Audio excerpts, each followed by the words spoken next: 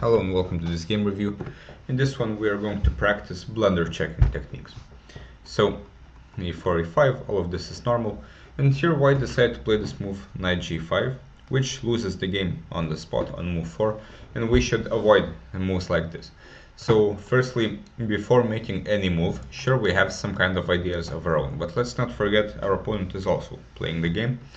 And before making this move, we should visualize that we have made it, and then try to imagine from the opponent's side.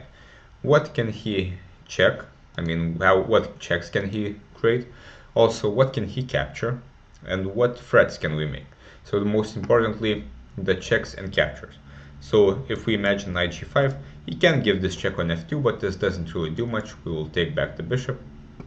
But what can he capture? Well, this knight is not defended, because there is no knight on f6 to block the queen. So here black could just take the knight, and the game is effectively over, because black has a piece for nothing.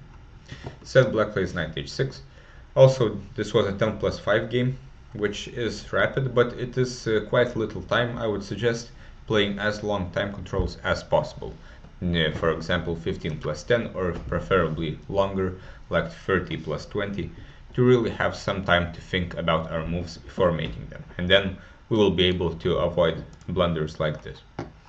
So this was not punished. Here again black can take on g5, and he does, but surprisingly this is now a mistake, because white is able to get the piece back and get some activity. So here, what are the checks, captures and attacks that we can make? Well, there is a check here, but it doesn't do anything. Captures, there's not really much else to capture. Attacks, well, white noticed that the queen would be attacked if we move the d-pawn. So where can we move the d-pawn? Well, if we move it 2 squares, sure, the pawn is attacked by everything here, but black has no time to capture it because the queen is hanging. So this is a discovered attack. This is one of the well-known patterns in chess. We have attacked the queen by moving something else, and now black cannot defend both things at the same time. For example, if it moves, we can take the bishop, and we have gotten the piece back, and also we have very good development, as we have castled and black still hasn't. Instead, after d3 we are left a piece down, queen f6, and now there is not much to win. Knight c3, knight d4, and now knight b5 happens, and this is a typical mistake. When we have less pieces, which will happen quite a lot, we should avoid trading them, because the more we trade the pieces, the more pronounced our opponent's piece, our material advantage will be. Instead, when we have less pieces, we should keep as many on the board as possible. And knight b5 lets black exchange more pieces, and then lets black easily castle, after which this knight will eventually go into the game, and having a piece advantage will be enough to win the game generally. Instead, black gives up the pawn on c7, knight d5, queen d6, and this is a very bad move by black. He should not block the d-pawn, because he needs to push the d-pawn to develop the bishop. Instead, queen d8, for example, should be a lot better. Or queen h4 to start attacking with his knight.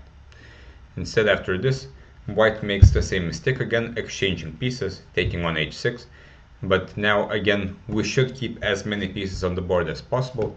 And now, for example, we can take quite a lot of space in the center, with c3, for example, attacking the knight, then maybe b4, attacking the bishop would have to move.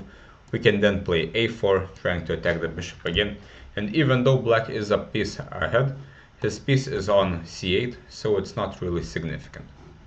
Instead, after bishop h6, black can now move the queen again, and the more pieces we trade, the more pronounced the opponent's piece advantage will be. c3, b4, bishop e7, but now this is a big mistake, and white can win a piece now by a tactic of removing the defender. So we can see now that this bishop is attacked by the knight, but it is also defended by the knight. So let's imagine the knight was not there. We could win the bishop for free. So, which means we can attack this knight with the pawn, and normally an attacked knight would move, but this one cannot move, because then we will win a bishop, which means on the next move we can simply take the knight. So this is another tactical pattern of removing the guard. We should always check moves that create threats of capturing stuff. Instead, white exchanges the knight for the bishop, and again the same mistake. we have exchanged even more pieces, and the more exchanges happen, the more easy it will be to win for black. So now black finally finishes his development, kind of. He should just get out of his worst piece to e6, and now if we exchange even more, it will be quite easy for black to win because he just has a knight up in a symmetrical position otherwise. So queen g6 happens instead, and black tries to give checkmate, queen c6, and he takes some pawns. He goes queen f3, and now black can just exchange more pieces, and he should just remove the knight, put it on d4, which is a very nice square, and black is easily winning. Instead, black plays this very bad move, knight c8, which attacks the queen, but it leaves the rook on b8 and not defended, and white notices this. Now suddenly it is white who is winning.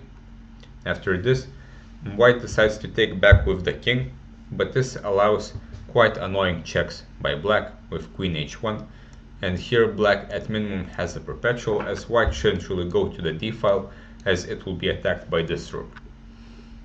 So a perpetual check would have happened. Instead, we should just take with the rook. We don't really care about this pawn on e4, it is quite easy to get back. The most important part is we have a rook for a knight, so white is now winning. So after king f1, now queen d3 happened, and the king is now quite safe, and white should be winning from here. And he found the right plan of taking some pawns and creating a passed pawn, and eventually he managed to create the queen. Black could have just taken the queen, of course, but even this is quite easily winning because white has another pawn, and with two rooks and a pawn, he will win quite easily. Instead, white managed to create a queen here and win the other queen, and black resigned. So kudos to white for using his time better than black. And of course, before making any move, we should check if our opponent cannot capture something, and when we are down in material, we should avoid exchanges as much as possible and instead try to create some kind of chaos, because if nothing happens, then eventually pieces will get traded off and the opponent's extra piece will be very significant.